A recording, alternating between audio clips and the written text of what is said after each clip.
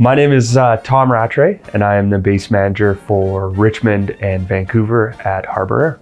Harbour Air is a seaplane company that operates between 14 communities throughout Canada and the US. Harbour Air has been carbon neutral since 2007. In early 2019, we set a goal of electrifying our fleet.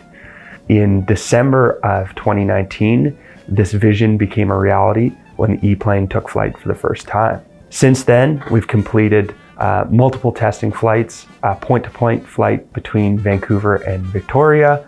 With a lot of our operations being focused here in Richmond, we employ over 150 people within the community.